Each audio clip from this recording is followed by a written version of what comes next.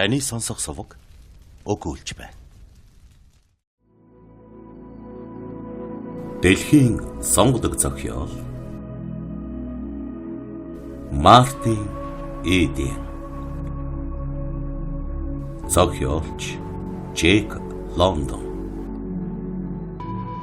7 дугаар хэсэг. 13 дугаар бүлэг. Халуун өдөр Сиди хоол гэдэг цэцэрлэгт нийгэм судлал, гүн ухааны хинэ туссан хэдэн ажилчны маргаан дээр санамсаргүй орсон явдал Мартинд их том нээлт болвоо. Мартин Эден сард 2 зэрэг удаа номын самд очихоор энэ цэцэрлэгээр өнгөрөхдөө тэдний маргааныг шагнахаар ундаг дугуйнаасаа заавал буух бөгөөд эндээс мурдахдоо сэтгэл ихэд хорогдох болвоо. Энэ маргааны өнгө Морзын ширээн дээр болдог ярианаас өөр байв.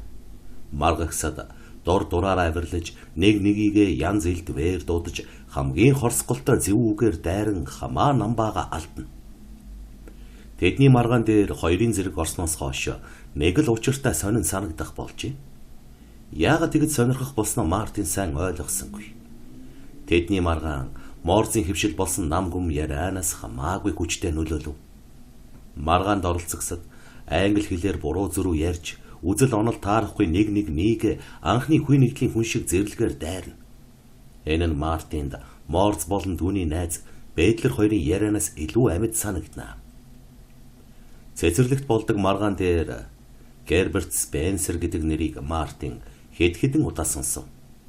Нэг маргаан дээр Спенсерийн шав түүний сургаалыг баримтлагч гэж дотуур цамцгүйгээ нууж хуурч урагдсан хөвөнтэй цамцныхаа захыг босгож хумигсан арчи амуутай хүн хурч ирвэ. Тоо томшгүй олон тамхины удаа энд тэндгүй тамхи зажлах чимээн дунд хурц маргаан эхлэв.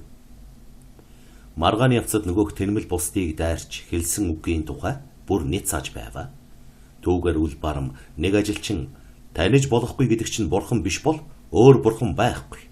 Герберт Спенсер бол таних аргагүй гэдгийг чинь бурхан болгож шүтдэг хүн гэж ярихад хүртэл өчиг өгөлгүй хариулваа. Чухам. Юуны тухай маргаж байгааг Мартин ойлгож чадаагүй мөртөө Герберт Спенсерийг сонирхов. Номын санд очиод нөгөөх тэнмэлийн ярианд олонтоо дуулсан үндэс үүсвэр гэдэг зохиолыг сургалваа. Эхнээлт чухамгүй үүнээс эхэлжээ. Мартин хамгийн түрүү Спенсерийн бичсэн Сэтгэхүй зүйн үндэс гэдэг ном сонгон аваад унших гэж оролцсон нь түрүүжийн удаа Блаватскай хадагтайг ойлгож чадаагүй шиг яг мухардав. Юу ч ойлгохгүй төлөвтэй болохоор нь гүйцээж уншилгүй буцааж тушаалаа. Тэр оройгоо айлгебр, физик үзэж, шүлэг бичих гэж удаан зууралцсны дараа орондоо орж хэвтээд үндэс үүсвэр гэдэг ном сөхөж үзвэ. Өглөө болгоод босолгүй, мөн түүнийг уншлаа. Нойрн ч хүрсэнгүй. Энэ өдөр бичих зав гаргаж чадалгүй улиглан уншсаар хэвтээд сүүжнийхээ секунд үр болтол хэвтснээ хизээ хойно ухаарчээ. Тэгэхээр нь гүнжлөөсөө сугарн нүцгэн шалан дээр гидрэг харж хэвтээд уншлаа. Мартин дараагийн шөнө сайн унтаж аваад өглөө бичих ажилдаа орсон боловч нөгөө номоо уншмаар санагдаж дахин барьж авав. Хорхой хөдөлсөний улмаас ертөнцийг тэрч байтугай энэ орой Рүүф хүлээж суугаа хүртэл мартсан ажээ. Бернард Хигэн Ботом үүд дэлгэм манайд хоол иддэг билүү? Үгүй билүү? Гэсэн үг хаяхад сая ухаарга. Мартин имийг сонирхохдоо хизээний гоцгойд юм бүхнийг мэдхийг эрмэлзсэн. Иймээс болоод ч дэлхийг тойрон тэнэж явдаг далаачны ажил дурлсан. Спенсерийг уншаад юу ч мэдэхгүй байгаагаа ойлгож далай тэнгисээр хичнээн тэнэд ч хэрэггүй санагдав. Үүнээс урд Мартин салж бутарсан үзэгдэл юмсыг онгоц сонирхох буюу их л сайндаа зарим нэгнийг нь эргцүүлэн бодох төдийгөр өнгөрч байснаас бус тохиолдлын чанартай тэр олон үзэгдэл юмсыг хооронд нь холбон нийлүүлж ертөнц гэдэг бүхэл бүтэн зүй болгон дүгнэх санаа төрөөгүй байваа. Мартин нисэж яваа шувуу хараад чухам яаж нисдгийг сонирхож байсан удаа олон бий. Гэхдээ хөгжлийн явц нисдэг амтан бий болгосон гэдгийг бодсонгүй. Тийм процесс байж болох талаар сэдэж санаагүй байжээ. Шувуу гэдэг амтан байсан учраас шувуу байдаг гэж ойлгож явснаас бус шувуу буй болсон гэж гүнзгийрүүлэн бодож үзсэнгүй. Бусад зүйлсийн талаар мөн ийм ойлгоцтой байсан хэрэг. Гүн ухааны үүднээс тайлбарлах гэсэн түүний оролдлого бүхэн бодож сураагүй мэдлэг дутмагийн хар гайгаар бүтэмжгүй өнгөрч байв. Дундад зууны үеийн Кантийн метафизик Мартинд ямар ч ашиг өгсөнгүй. Харин оюун ухааныхаа хүчинд эргэлзэх санаа төрүүлжээ. Тэрчлэн Роменсийн мэрэгжилхэн хэд явц сурч бичсэн хувьслын тухайн онолыг судлахаар эхэлсэн нь бас л бүтэлтэй болсонгүй. Түүнийг уншаад хувьсэл гэдэг бол ойлгомжгүй үгээр дэмий юм санаанасаа зохиож бичсэн үндэсгүй онол юм гэж ойлгосон ажээ.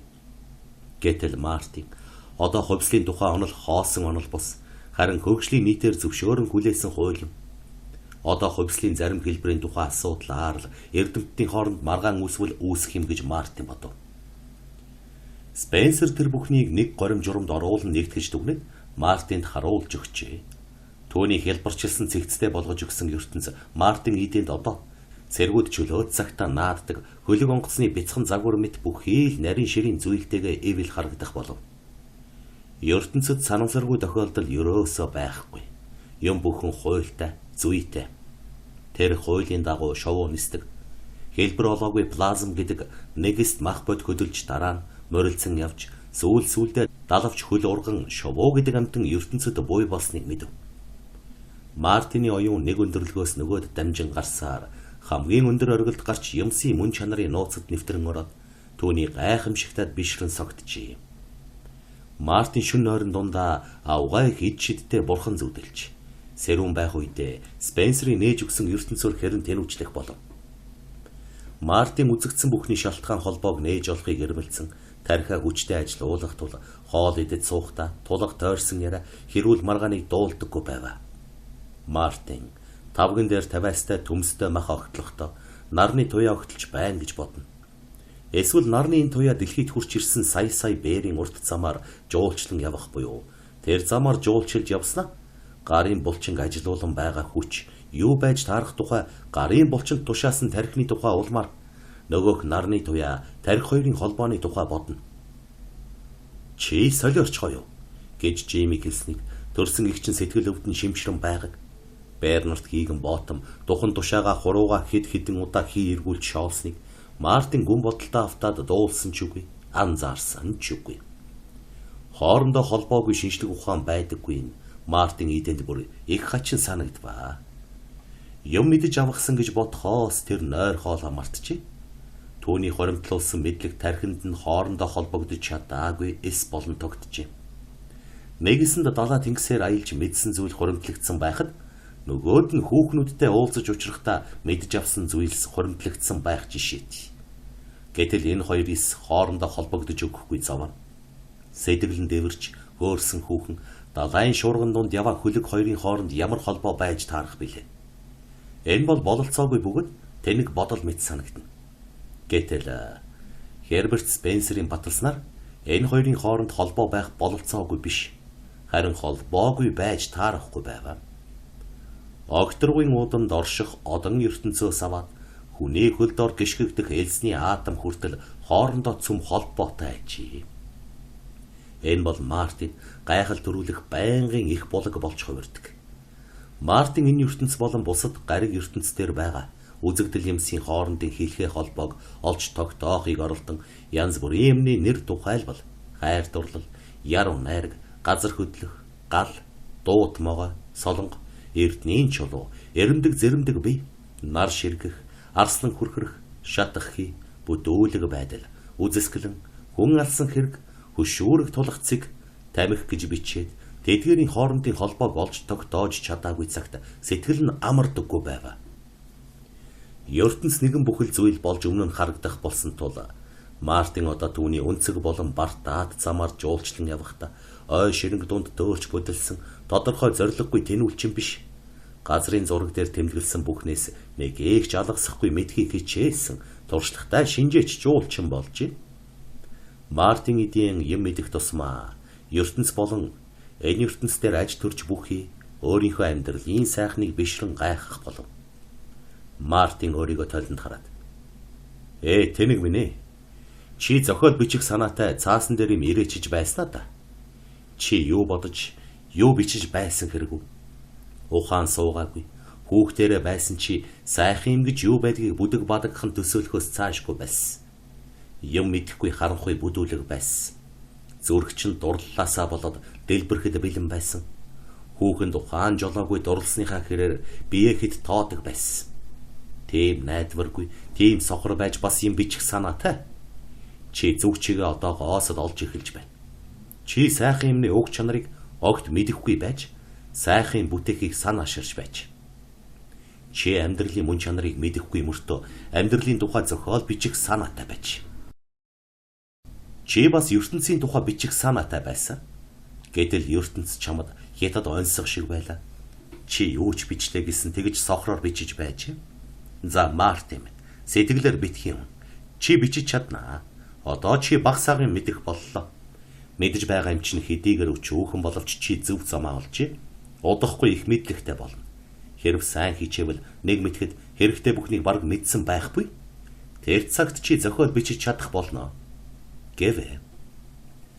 Баяр баясгалангаа хуваалцах хүслийн ирэхээр өөрийнхөө авгаа их нээлтийг Руфд ярив. Түүнийг нь Руф хизээ язааны мэддэг бололтой. Хааши ашханд цослоо. Санаа сэтгэл тэгж их хөдөлгсөн. Тэр том нээлтийг Руф онцгийн их гайхарч үзээгүйд Мартин гайхсангүй. Руф сонирхолтой шин зүйл үүнд байхгүй гэдгийг Мартин ойлгожээ. Артур Норм хоёр хувьслын онол баримталтг нь тодорхой боллоо. Тэр хоёр Спенсерийн зохиолыг төдийлөх биширч гайхдаггүй ч гэсэн уншдаг л ажээ. Харин тэдний дэрсэн Вил Олни гэдэг залуу Спенсерийн нэрийг дуулаад хүйтнэр нэмцэглэн Мартины хэдийнэ мэдэх, таньж мэдэх аргагүй гэдэг л бурхан биш бол бурхан гэж байхгүй. Герберт Спенсер бол тэр таньж мэдэх аргагүй гэдгийг чинь бурхан болгож шүтдэг гүн гэсэн эш үгийг давтал. Руфиг Олны шохоорхдаггүйг таамаглаж эхэлсэн болохоор Энхүү шоолж инээсэнд нь Мартин ууралсангүй. Олны Руфиг шохоорхдаггүйгээр үл барам нүд үзүүрлдгийг аарсаар элдвийн юмнаас аяндаа мэдэгдэжээ. Энэ нь Мартинд тун ойлгомжгүй зүйл санагдаж улмаар ертөнцийн бусад үзэгдэлтэй холбож болдоггүй жухаг үзэгдлийн нэг боллоо. Мартин сүүлдээ түүнийг төрөлхийн ямар нэг өөсөв болоод л Руфийн гоо үзэсгэлэн үнэлж чаддаггүй байх гэж өрөвдөх болов. Тэд бүтэн сайн өдөр хамтарч дугуйгаар олонтой зугаалсан бөгөөд энэ завсар Олны Руф хоёр нэг нэгийг хилааж үздэгт бүрэн итгэв. Олны инхүү зугаалж явахдаа Руф Артур Мартин гурвыг гадуурхан Нормонтой илүү дотн үерхдэг байв. Энэ нь Мартинд их завшаан боллоо. Эдгээр бүтэн сайн өдрүүд тэдэнтэй хамтран Руфиг гэрт нь хүргэж өгөх болцоо олгосон тул давхар баярын өдөр болж өнгөрчээ. Руфийн зиндааны залуучууд дайж танилцсан. Хэдийгээр тэд сургууль соёлоор дамжсан боловч мэдлэгийн хувьд Мартин тэднээс дутахгүй бололтой. Тэдэнтэй ярилцах нь Мартинд ярианы хэл эзэмших сайхан сургууль болжээ. Нийгмийн дотор бие хэрхэн авч явахыг аяндаа сурч болно гэж үзээд энэ талаар дүрм уншихаа болсоор удваа. Мартин хамаг анхаарлаа ярианд хандуулж бүхнийг мартчихаагүй цагт цуг яваа нөхөдөө ажиглаж нэг нэгнтэйгээ харьцах аарсаар ёс горимигч гэсэн алдалгүй сурч авахыг хичээж явав. Спенсерийн зохиолыг тэд яагаад баг уншдаг юм бол? Үүнд Мартин их гайхдаг байв. Номын сангийн лавлах хилцийн эрхлэгч Герберт Спенсер авгайг ухаантай хүн гэж хэлсэн боловч тэр их ухаантай хүний зохиолыг өөрөө тун баг мэддэг бололтой санагдав.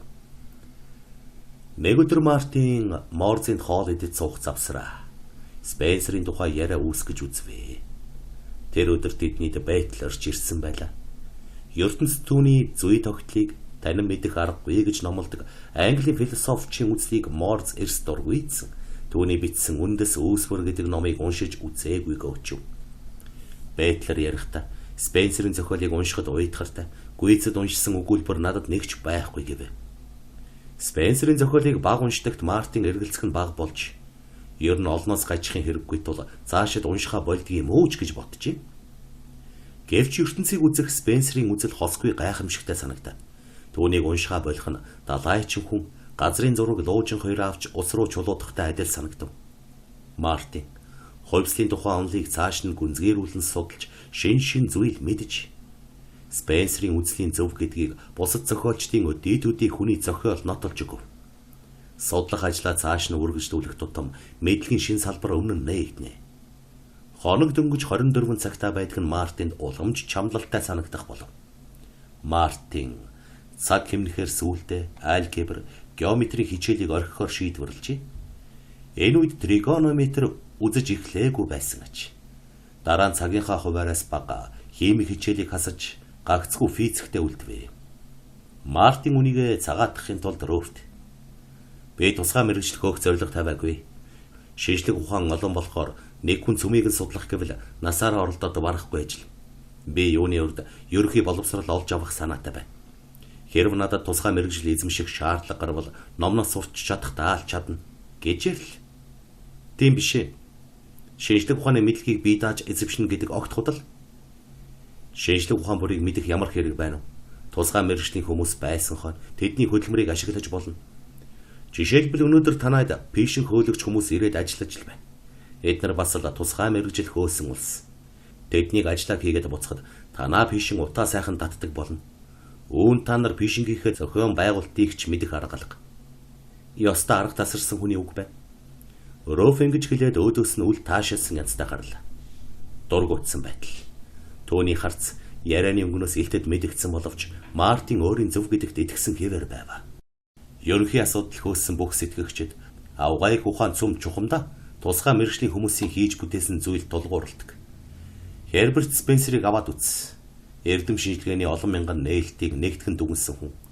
Хэрв тэр бүхнийг ганцаараа хийх гэж зүтгэсэн бол Спенсер олон мянга дахин амьдарч байж ийм их хүн болох байсан. Дарвин ч мөн ялгаагүй. Цэцэрлэгчин, малчин хүний сурсан зүйлийг ашигласан. Ингэж ярихад Олны түүнийг дэмжиж Мартин чиний хэлдэг төмөн зөв. Чи юу хэрэгтэй, юу хэрэггүйг мэдчихэв. Харин Руфунийг мэдэхгүй. Тэр байтугай өөртөө юу хэрэгтэй байгааг мэддэггүй хүн. Үнэн дээр тийм. Гэснээр Руфи эсэргүүцэж үг хэлгээс өрсөн. Ерөнхий соёл гэж таны ярьдгийг би сайн мэднэ. Энэ ерөнхий соёл эзэмших хүн юу ч судалсан ялгаагүй биш үү? Франц хэл, герман хэл, эсперанто хэл судалж болно. Аль нэг нь судалсан ялгаагүй ерөнхий соёл гэдгийг эзэмшиж байгаа хэрэг.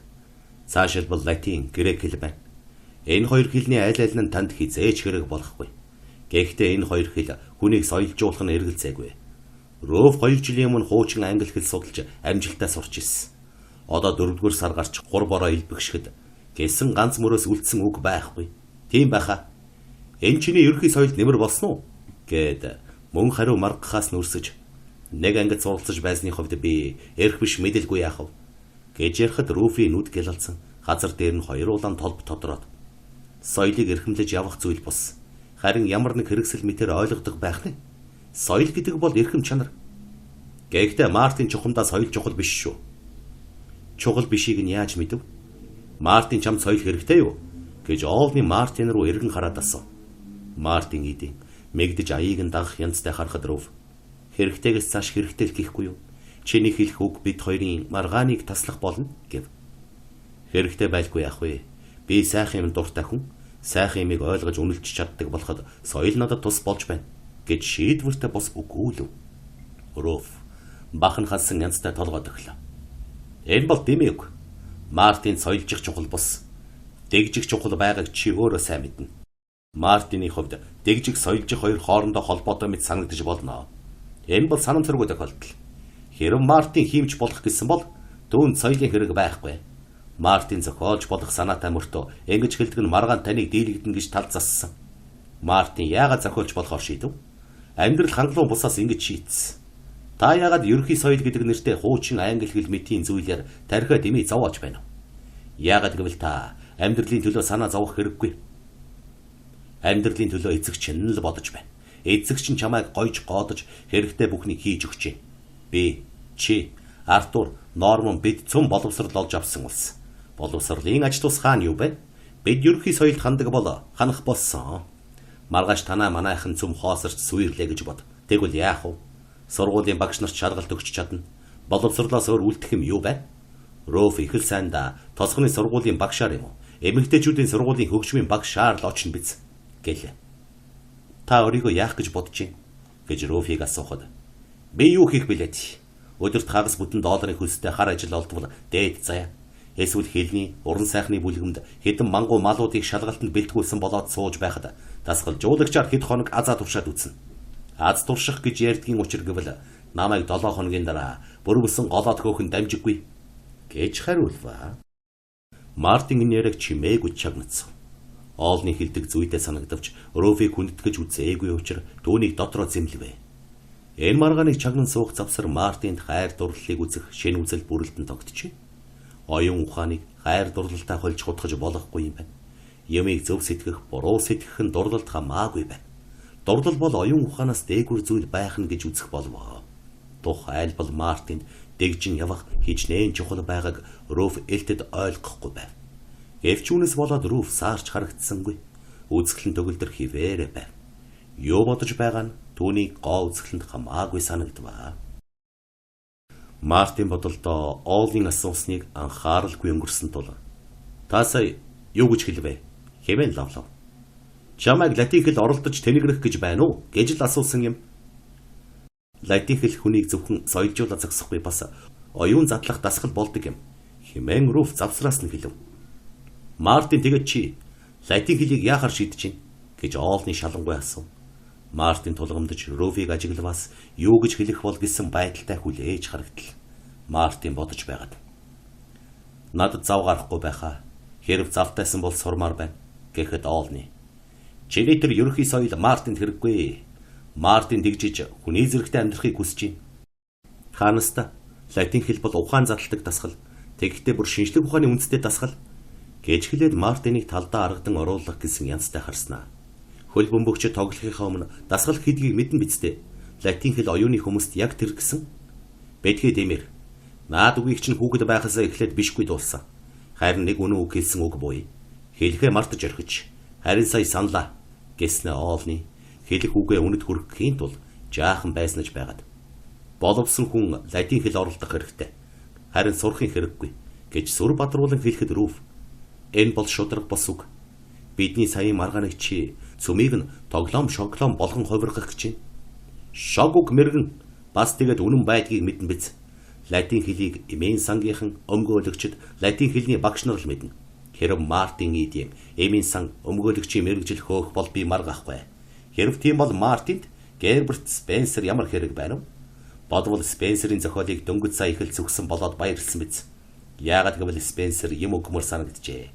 Спенсерийн зохиолыг уншлаа гэд та бид хоёр олж долоох юм байхгүй. Яагаад гэвэл бид хоёр юмар дутахгүй. Та нэг сайхан өдөр хүнтэй сум. Миний хувьд гэвэл эцгээсээ өмч хөрөнгөө тасалж аваад янз бүрийн хүмүүс тавиад ажилуулах тул хийгээд байх юм байхгүй.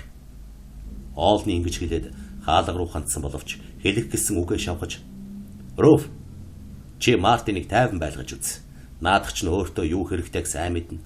Мартин мундаг их мэддэг болсныг хараа биз. ертөнц, амьдрал, хүмүүсийн тухай мэдхийн хувьд Мартин биднийг дагуулахгүй болж байна. Артур Норм болон чи бид хоёр хэдийгээр Латин, Франц, хуучин англи хэл үзэж соёлдсон боловч царай улааж ижиг шиг боллоо гэхэд Мартин Руф бол миний багшаа. Надад сурсан мэдсэн юм байгаа бол Руфийн ач юм шүү гэж зөрөгтэйгээр өмгөөлвөө. Оолны Руфийг ойшож үтсэн янзгүй хараад. Тэр дэмий үгэ. Спенсерийн зохиолыг чи Руфийн зөвлөж хэлснээр уншсан гэхүү. Би юу нүмшихгүй. Хувьслын онол Дарвины тухай Руфи мэдэх, Соломон хааны алмазан эрдний тухай миний мэдэх хоёр яг адил. Хэд хоногийн өмнө та Спенсерийн зохиолоос юмс тодорхой бус юмсыг таних аргагүй. Юм бүхэн төрөл байдаг тухай тайлбарлаж биднийг мэгдүүлж байснаа санаж гинөө. Наадахта тайлбарлаад үз. Ойлгох нь үгүй юу? Нөгөө соёл нь хаан байна.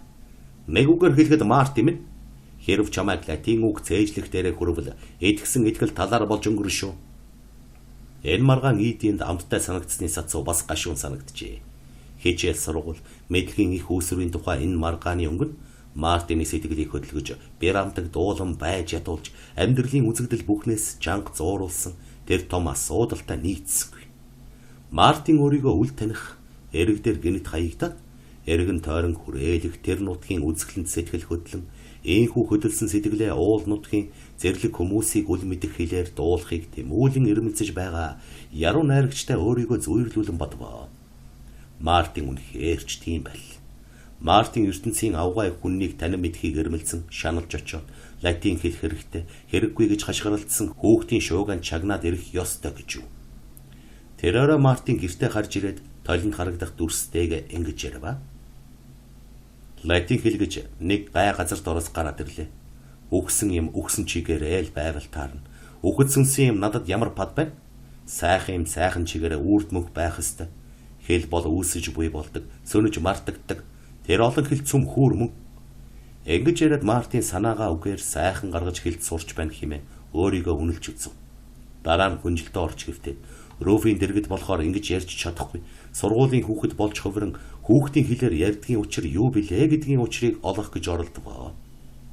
Над цаг алгаа. Цаг өгөөч надад. Цаг өгөөч гэж Мартин дуултахаар хэлв. Цаг. Цаг. Энэ үг түүний үрдийн гойлго байлаа.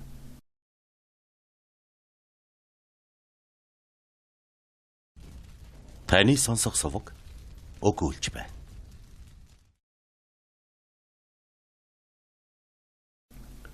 Арван дөрөвдүгээр бүлэг. Мартин дурлалынхаа аяыг даган латин хэл сурах гэж оролдсонгүй.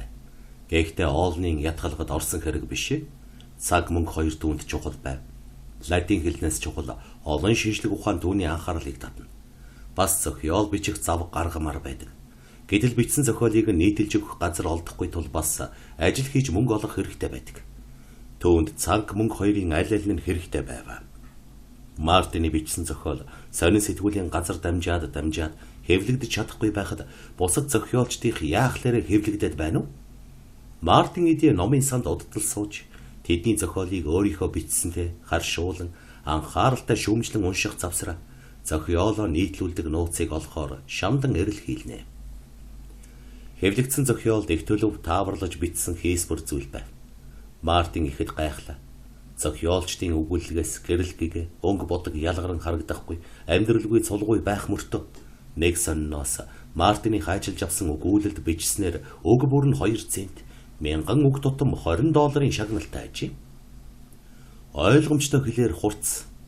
Энэ сайн талыг нь Мартин хүлээн зөвшөөрөхөөс аргагүй байв. Бичсэн боловч жинхэнэ амьдралаас тасархай тэр олон өгүүлэлгийг дахин уншаад эргэлзэл төрнө. Амьдрал тэр аяараа гайхалтай сонирн билээ. Гайхаж биширмээр зориг, баатарлаг үйлсээр амьдрал бэлхэж байдаг эдгээр өгүүлэлэг өдөр тутмын аарсаар зүйлээр дүүрсэн байв.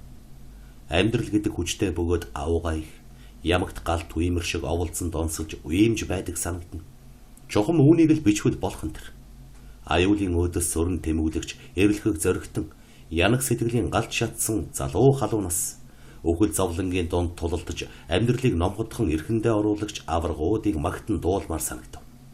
Гэтэл хэвлэлд нийтлэгдсэн өгүүлэлгүүд Бэтлермитийн хүний орон цаг $1 хойноос хөөцөлдсөн шуналтан арчи амуутай өчүүхэн залуучуудын дуураймал хайр сэтгэлийг дүрсэлжээ.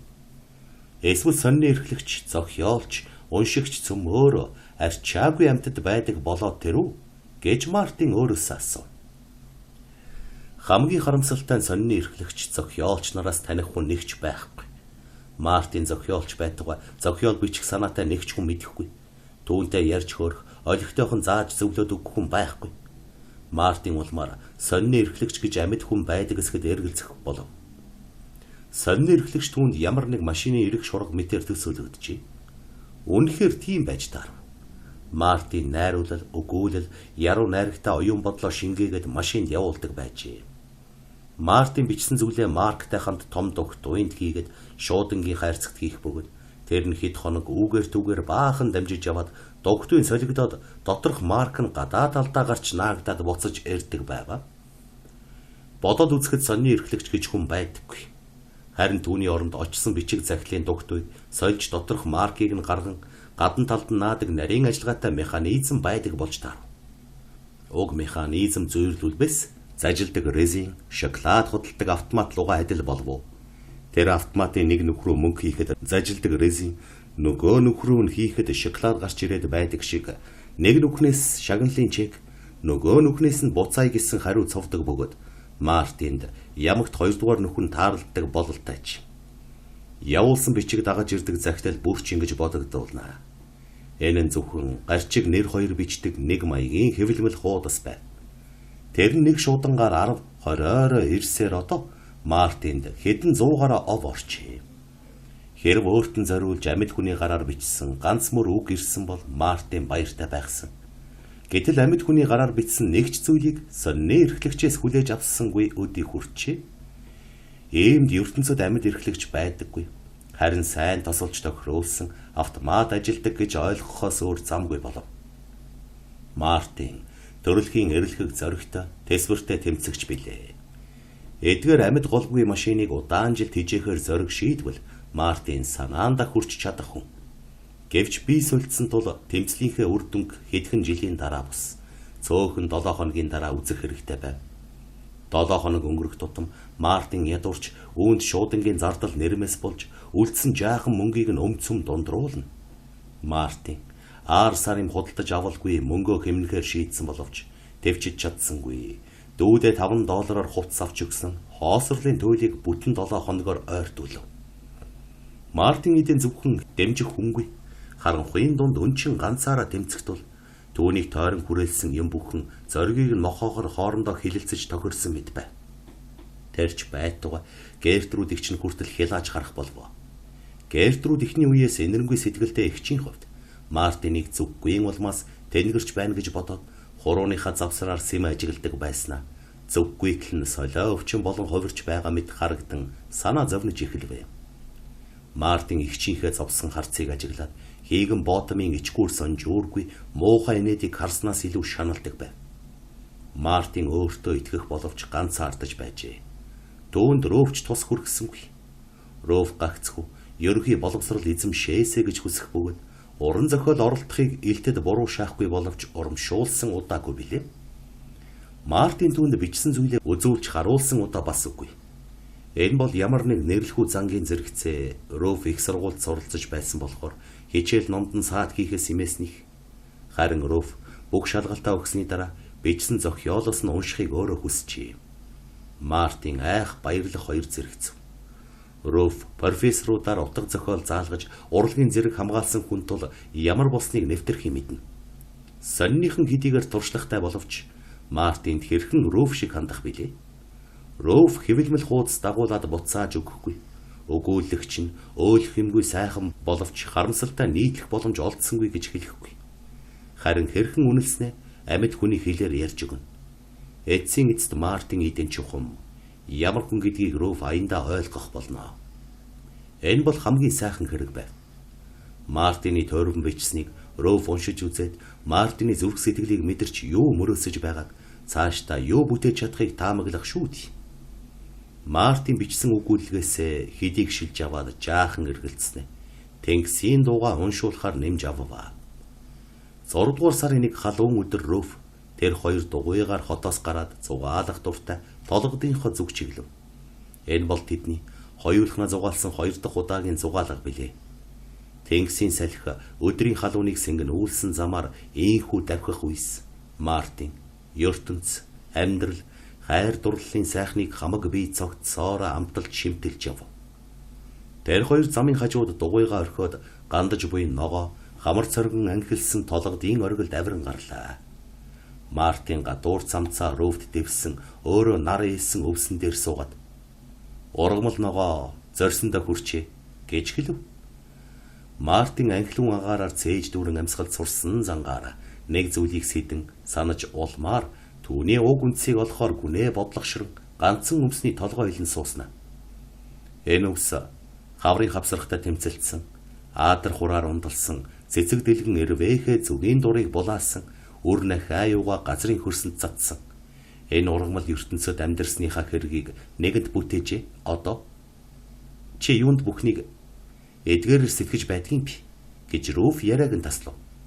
Хувьсны онол судалж байгаа болохоор тэр үннийг гэлэхэд имийг би одоогоос л ёсоор нь харж эхэлж байна.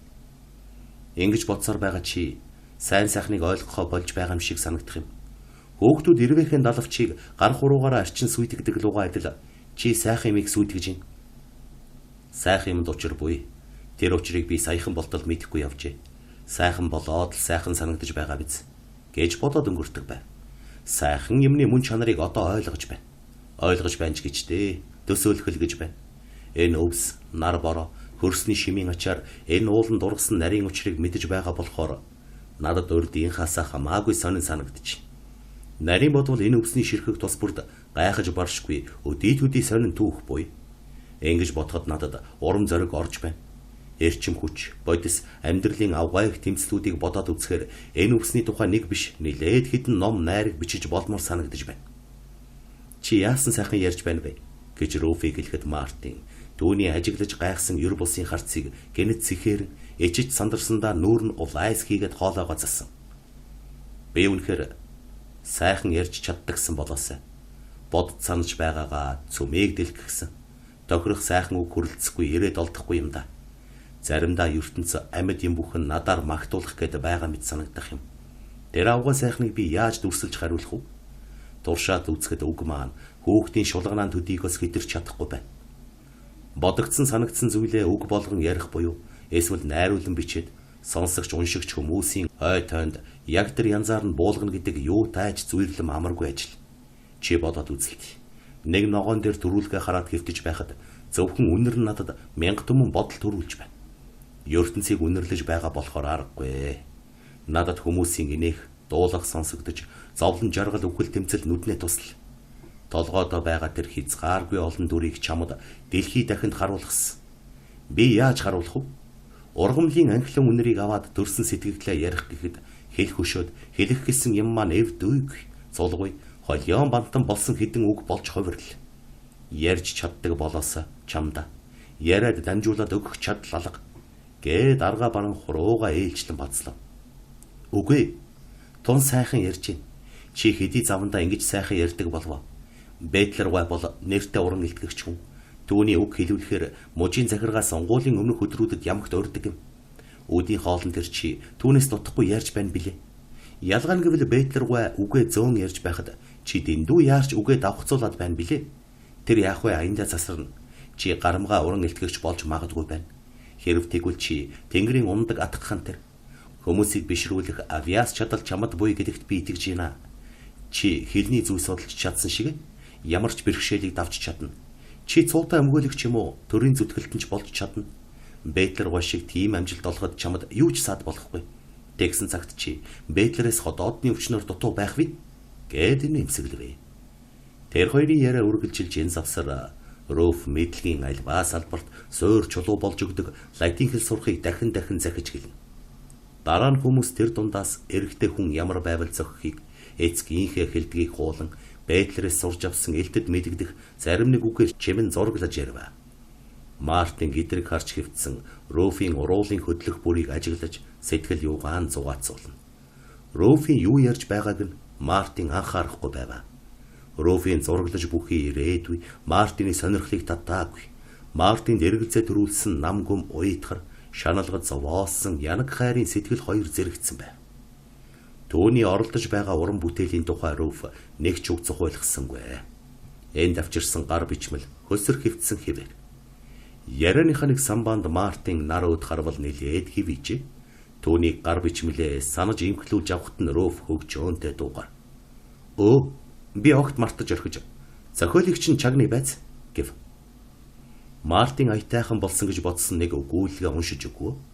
Өгүүлэг нь жимсний арх гэсэн гарчигтай байл. Энэ өгүүлгийг бичиж байх үес Мартин их согтоосон тэр арх Мартины толгойд дахин гарав. Өгүүлгийн уг санаа өвөрмөцсөн. Тэр санаага зарим хэллэгийн завсар хийж улам тодотгох бодолтой байв. Мартин өгүүлгийг бичиж байх үеийн шиг тэр их галт дүлд дахин автаж аарсаар өөсвийг анзаарсангүй сэтгэл ихэд хөөрөн уншил. Харин Руфийн сэтгэл тэгж хөдөлсөнгүй. Өгүүлгийн доторх хэтрүүлэл залуу зохиолчдод олонтоо тохиолддог сэтгэл дэндүү хөөрсөн байдал хийгээд өгүүлбэрийн зохион байгуулалт болоогүй зэрэг бүхэл сул тал Руфийн соргогч ихэнд тухай бүр өртөгдөжээ. Дуураймаар зарим нэг хэллэг байх боловч өгүүлэг нэлэнхийдээ түг тагхийн эвгүй сонсогдожээ. Угийн дэвсгэргүй хар гай гэж дүгнээд ингэж дүгнснээ шууд хэлсэнгүй. Өгүүлэг ерөнхийдөө аятайхан болж гэв. Зарим нэг аарсаар зүйл дээр зөвхөн саналаа хэлв. Мартин их гайхлаа. Руфийн шүмжилсэн дотор буруу зүйл байсангүй. Уг нь Мартин өөрийнхөө бичсэн зохиолыг Руфт уншиж өгөхдөө хэлний зүйн завсар хийлгэх гээгүй бил. Үгсгийн алдаа мадаг баг хэрэг. Үүнийг засах юухан байх вэ? Ялэмгүй мадгийг олж сурах амархан ажил. Энэ зэргийн мадаг огт гаргахгүй ч бичиж болно. Энэ өгүүлэгт амьдралын нэг хэсгийг шингээж түүнийг Руфт харуулах гэснээс бус. цэглэлээр тусгаарлагдсан хэдэн өгүүлбэр бичих зорилготой байггүй. Харин өөрийн нүдээр харсан тэр чухал том зүйлийг сэтгэл юугээ догдлуулан байх бичгийн машинаар энэ мөрүүдэд шингээхийг бодож бил. Тэгтэл чадсангүй бололтой. Ингээд бодоход сонныхны зөв байж ч магадгүй болов. Хэдийгээр амьдралын том бөгөөд чухал зүйлийг нүдэрээ харсан боловч түүнийгээ үг болгон илэрхийлж чадсангүй. Руф миний толгойд ямар их шуурга хямруулснаа мэдчихвээ гэж бодоод Мартин эргэлзэж гайхснаа нуухын тулд түүний шүүмжлэлийг шууд хүлээж авбаа. Энэ өгүүлгийг би тоогоо гэж нэрлсэн юм. Хэмээн өөр нэг өгүүлэг гаргаж. Энэ өгүүлгийг 4-5 сэтгүүл нийтлээгүй буцаасан байна билээ. Гэхдээ өгүүлэг маа надад аятайхан болсон санагддаг. Хүн өөрийгөө шүүж чаддаггүй. Юу боловч чи чагнаад үз. Миний сэтгэл минийх шиг хөдлөхгүй байж болно. 2000 гаатхан үхтэй жижигхэн өгүүлэг гэв. Мартиныг өгүүлгээ уншиж гүйцэхэд Руф. Яна, ёстой амар байна. Хэмээн дуу алдбаа. Мартин сэтгэл ханаж Руфийг харваас царайн цайж нүдэн гялалцсан гар хуруунд чичирч байжээ. Мартин зорьсондоо хөрв. Мартин өөртөө харагдсан дүрийг түүнд харуулж чадлаа. Өгүүлэг нь түүнд таалагдсан эсэх нь хамаагүй. Руфын өгүүлэгт анхаарал татагдсан өөсөв эрх чадвар алдаад тийм сэтгэл төрснөөс хойш болох нь тэр. Энэ бол амьдрал. Амьдрал гэдэг ямагт цагаан байдаггүй. Би иймэрхүү зүйлээс л сайн сайхныг олж харах дуртай итгэхэд замтай хүн шүү. Миний бодоход амьдралын энэ сайхан зүйл үн цэнийх нь хувьд тэр. Руф түүний яриаг таслан. Тэр золгүй заяагүй хүүхэн сүулдэ яагаад гэснээ үгээ гүйцээж чадалгүй. Хэрэг алга ёстой бузар булаа юм. Мартинд зүрх нэг хэсэг зогссон мэт санагдав. Бузар булаа. Мартин хизээч ингэж бодоогүй. Ийм үг дуулан байх гэж юр санаагүй билээ.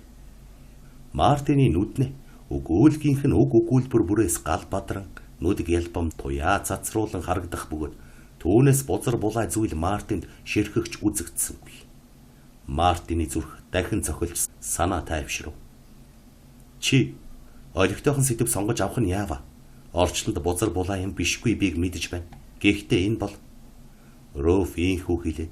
Цааш нь яриагаа үргэлж дүүлэн юу ярьсныг нь Мартин анхаарч чадсангүй. Мартин түүний муу санаа агуулга шинжгүй. Өхөөрдөм царайг ширтэх бөгөөд тэрхүү нандин чанар Мартины зүрхийг нэвтлэн оддын туяа мэд зөөлхнөр угааж цэвэрлэн ариутгах мэт санагдана. Орчлонд бузар булаа юм бишгүй байдаг гэвэ. Мэднэ гэж юугаар ярьж байгаа юм болт. Гэж ч Мартиныг бодсноо. Руф тоглож хэлсэн мэтэр дотроо баярлан инээмсэглэв. Өрөө дотор бишгүй хөвж үтсэн амьдралын бузар булаа бүхэн өмнө нь гинэт хязгааргүй далаа болон салгилав. Мартины бичсэн өгүүлгийг ойлгож чадаагүй түмэн зөв. Энэ бузар булаа далаагаас Руф бурхны авралаар хол төрж өсжээ. Мартин бол амьдралын сайн сайхан бузар булаа аль альнийг нь мэднэ. Тэр их буртгийн дунд Руф ариун тунгалгаараа байгааг бас мэднэ. Энэ тухай Мартин дуурах ёстой биш үү? Тэр дууга дэлхий даяар цуурайтуулах ёстой биш үү? Ариун огторгойд ариун юм байх нь гайхамшигтай биш ээ. Үүнд гавья байхгүй. Харин бузар булаан дунд ариун байна гэдэг юутай гайхамшиг вэ? Хүний хүү тэр гайхамшигын төлөө амьдрах ёстой биш үү? Буртаг дундаас ёс суртахууны өндөр үзэл санаа цойлон гараад ирэх. Бузар буртгаар нуухлаад гүйцэд ариутгаж амжаагүй нүд гоо үзэхлэн гихчийг эхэлж хараад гялбах. Мал шиг харанхуй бүтүүлгийн дундаас шудраг ариун авгай хүч саруул ухаан төрөн гарахыг үзэх мөн сайхна. Мартины чихнэ Руфийн дуу сонсогдохыг чагнавас. Өгүүлэгч нь ерөнхийдөө доожоогүй болж эрхэм сайхан зүйлс өдөө төдийгөрөө байна шүү дээ гэд. Энэ мемориам гэсэн санамж байна уу гэв. Мартин хариуд нь Локсли Холл гэж хэлмээр санагдсан бөгөөд хэрв анхаарал нь дахин сарнаагүй бол энэ үгийг хэлж орхих байв. Мартин түүнийг хараад амьдралын шат өөд мянга түмэн үе мацсан авирсаар хамгийн сүүлчийн гişгүүр дээр нь гарч хөгжмийн бүтээлийн оргил болон ариун андан үзэсгэлэн гоо эд шидийн хүчийг агуулж анхны хүй нэгдлийн амьдралын гүн дундаас хөгжлийн ямагт ахин дэвших жамын тоо томшгүй алдаа бүдэлгүй явдал дундаас мөнхөө сойлон сугарч гарсан Мартин Идений хайрын сэтгэлийг догтлуулан Тийм ариун нандин, тийм ид шидийн хүчтэй болгосон гэдэг эрмэлзэл бадруулж бүхий. Энэ Руфиг хүртэл эмэгтэй хүн хичнээн төвөгтэй замыг туулсан бол гэж санава. Хачин, сайхан, гайхамшигтай юм гэдэг бол энэ. Үүнийг л бичих хэрэгтэй. Сайхан үг олдог болоосай. Тэнгэр бурхан ариун гэгэн байхаас өөр ямар байх билээ? Харин Мартин бол хүн шүү дээ. Ингэж бодож байтал Руф чамд ч чадал их байна. Гэмэд чиний чадал хязгааргүй юм да гэв. Сав суулга худалдаг мухлагт орсон усны хүршиг байна уу гэж Мартин тоглон хэлэхэд Руф түүнийг нээдэр шагнал. Юм бүхний тухай ингэж ялгаагүй бичиж болохгүй. Та өөрийн сонирхол үзэмж арга барилтай болох хэрэгтэй. Би лав дэндүү их санаж байх шиг байна гэж Мартин өгүүлв. Руф түүнийг дэмжсэн янзтай нэмсэглэж дараагийнх нь өгүүлгийг сонсохоор бэлтгэв. Мартин өөрийг зөвтгөх мэд хэлсэн. Танд ямар санагдах юм бэ бүү мэд? Энэ хачин өгүүлэг байгаамаа. Магадгүй би хэтэрхий ихийг сансан байж болох юм. Гэвч миний хувьд их сайхан санаа байсан юм. Жижиг юмыг анхаарад явах вэ? Үндсэн санааг нь барьж авбал гол нь тэр. Энэ бол чухал зөв санаа байгаа юм. Харин түүнийгээ би ойлгомжтой болгож чадсан эсгээ мэдэхгүй байна. Тэгээд тэрээр уншиж эхлэв. Унших зур Руфиг харлаа. Руф ч өгүүлэлт автагдав бололтой. Тэрхүүхэн Мартиныг ширтэн амьсгаа даран хөдлөхгүй суух бөгөөд түүний бүтээсэн дүрд сэтгэл татагдсан бололтой. Мартин өгүүлэлэг адал явдал гэж нэрлсэн агаад тэр номын бус амьдралын адал явдлын магтаал байв. Энэ бол шийтгэх шагнах хоёртой адилхан өгөөмөр шунаг, этгэл эвдэгч, боол мэд захирагдж, толгой өөд таталгүй хөдөлмөрлөж байхыг шаарддаг. Олны нүд гялбам нарлаг талд гаргаж ирдэг. Тэгснэ зүдрэлт зам, өлсгөлэн, ангад сангахын зовлонд учруулдаг. Үхэл тууж ирэх хум хөвчөнд хүргэдэг. Хөлс, цус, хорт амтанд хатгуулах энэ бүхнээр орж янз бүрийн үйл дамжсаар гойд сайхан ялгуусан төгсгөлд хүргэж ирдэг аимшигт эзний адал явдал байв. Энэ бүхнийг бас өөр олон юмыг Мартин өгүүлэлтэд харуулжээ. Энэ бүхэн л Руфиг шамдан сонсоход хүргэж байх шиг түнд санагдав. Хөөхний хацар улааж уншиж дуусган үед муужран унах нуу гэмээр байв. Руфийн сэтгэл үнэхээр хөдөлжээ. Гэхдээ өгүүлэлгээс биш, Мартинаас болж хөдөлжээ. Уг хэрэг өгүүлэлт байсан биш.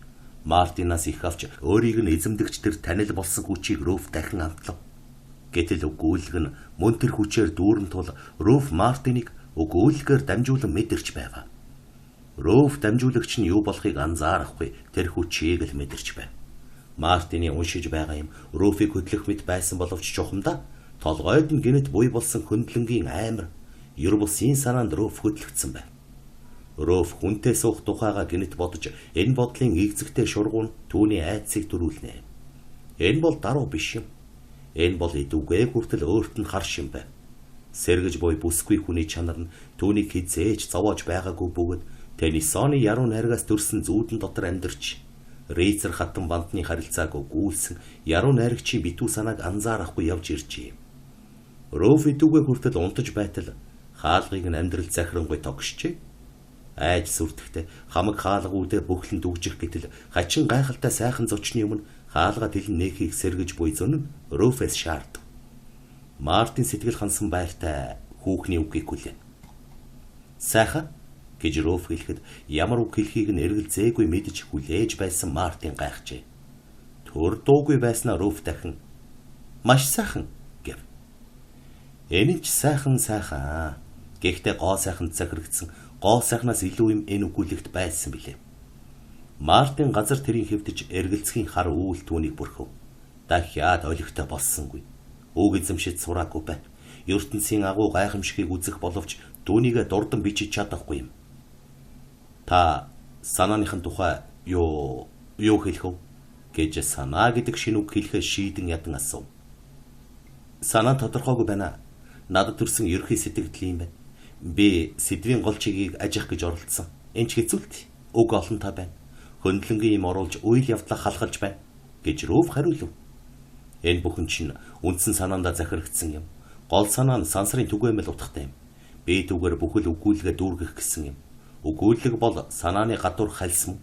Би зөв замаар явсан хэрн зорилгоо биелүүлсэнгүй. Хэлэх гэснээ хэлж чадаагүй бололтой. Явандаа сурах байгаа гэж Мартин яаран өгүүлв. Руф түүний үгийг сонссонгүй.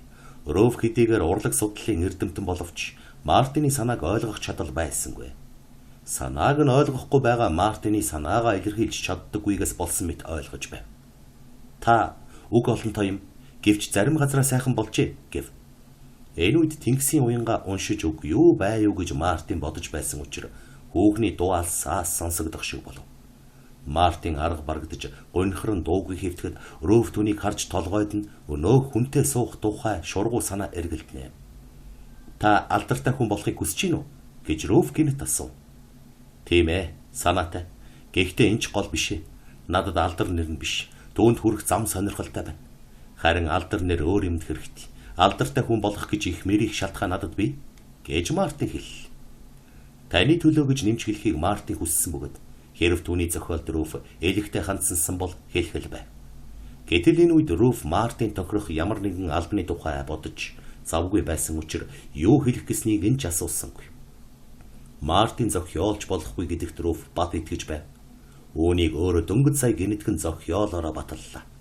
Сайн ярддаг хэрн уран зохиолын аялга огт үгүй хүн юм. Түүнийг Руф дуртай зохиолчтойгоо Теннисон Браунингтай харьцуулж үзэхэд түүнээс Мартинд ямар ч хожоо гарсангүй. Гэвч Руф бодсноо түн хэлсэнгүй. Түүнийг Мартин руу татах хачин сэтгэл дэндүү хатуу байж болохгүй гэж шаардна. Эцсийн эцэст Мартины юм бичих гэж дурлаад байгаа нь гэмгүй бяцхан сонирхол бөгөөд яваанда арилна биз. Тэр цагт амьдралын зохистой үйл үйлдэхэд хүчээ сорж амжилт олох нь гарцаагүй гэдэгт Руф итгэж байна. Энэ хүчтэй хүн бичгээл бошуу орхивол амжилт олно. Эдэнгүй. Та юу л бичин цөмийг надад уншиж өгөөсэй гэж би хүсэж байна. Мартин баярлсандаа улаага. Руф сонирхож байна. Энэ бол эргэлзээгүй. Ерөн зохиолыг нь голсон биш дээ. Зарим газрыг нь сайхан болж гисэн. Энэ хүүхэн л урам сэргээх үг анх хэлсэн шүү дээ. Тэгээ Морц танд хэлье. Би сайн зохиолч болно. Би холоос ирсэн хүн. Би түүнийг мэдчих. Надад туулах холын зам бий. Би дөрвөн хөллөж мүлгсэн ч түүнийг туулна гэж Мартин машинцсан бичмэл хуудас Руфт сарваач. Энэ Тэнгисийн уян маань та аваад яв. Завтаа цагтаа гэртээ уншаарай. Харин өөрийнхөө саналыг дараа харамгүй хэлж өгөөрэй. Надад шүүмжлэл маш их хэрэгтэй байна. Үннийг нь хэлж өгөөрэй гэв. Нуух юмгүй хэлнэ гэж Руф амлахдаа энэ удаа илэн далангүй байж чадсангүй гэдгээ сэтгэлийнхээ гүнд мэдвч дараа нь илэн далангүй байж чадах хэсгээ үл мэднэ.